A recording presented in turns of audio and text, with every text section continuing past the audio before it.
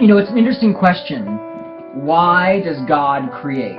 If God is perfect in and of himself, totally happy in and of himself, why would he create at all? Why not just let reality just be God and it would all be perfect for all time? There'd be no suffering, there'd be no nothing. It would just be perfectly happy in God's own existence. Why create? It's a very interesting question. And it only can really be answered by the Christian metaphysical declaration that God is love. The choice for God to create, to actualize contingent potentials. Again, God is the actualizer. The choice for God to actualize contingent potentials is not a difficult choice for God. It is the kind of choice in the same sense that when a mother is got a pram and the pram starts going down the street with the baby in it and she's out of control, that the mother runs after the pram to save the baby. Now, this is a choice. The mother could not do so, but she is so overwhelmed by love of the baby that she will run after that pram into traffic.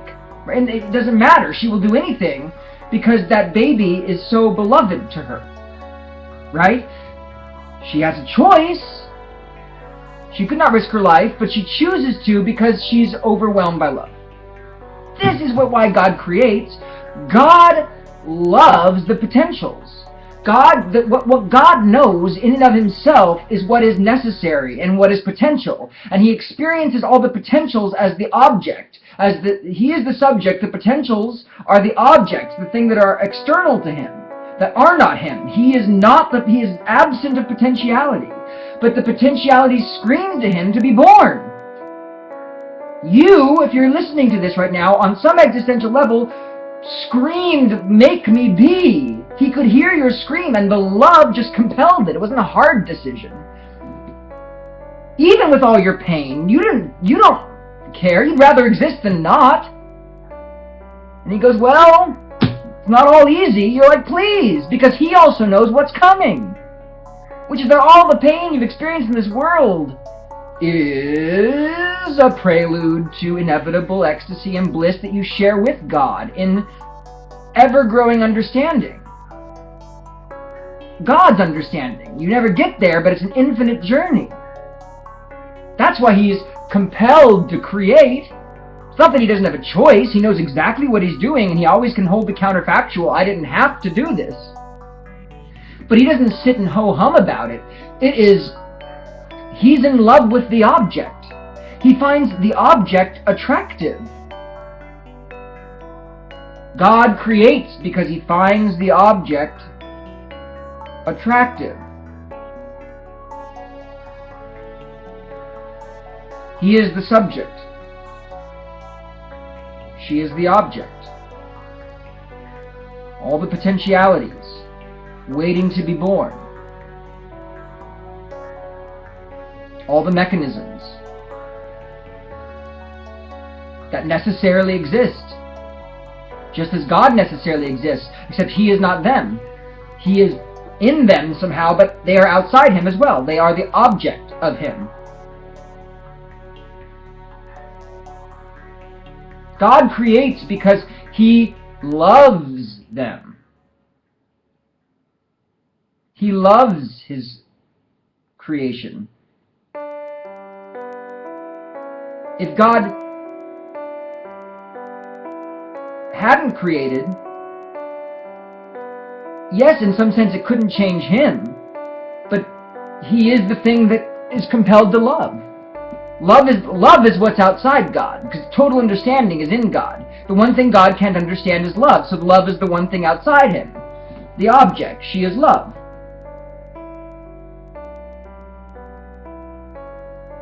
God creates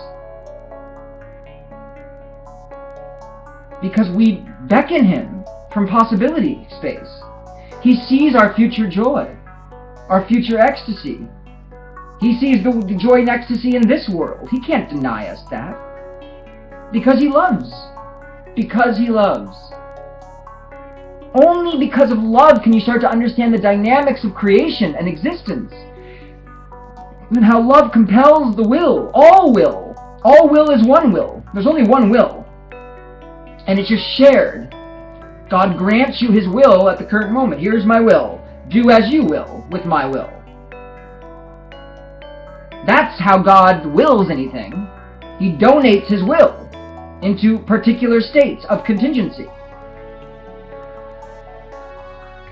It's a different kind of will. It's a whole different level of will. He actualizes the potentials because we beg him to as his babies.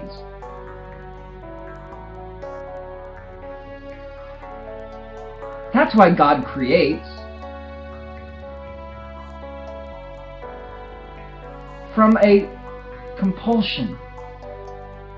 Not in the sense of being compelled by necessity, but being compelled because he wants to be compelled. Because in love, you want to be compelled. You can't resist it, even though there's nothing stopping you. That's the mystery of love. That's the mystery of love. You can't resist it, though nothing is stopping you. If it's true love. If it's the love of a mother running into traffic to get the pram with the baby in it.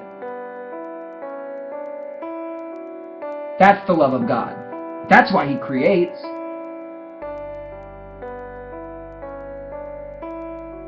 And he is all-knowing. He knows what he's doing when he does it. He knows what he's doing when he does it, and he wouldn't do it if it wasn't perfect.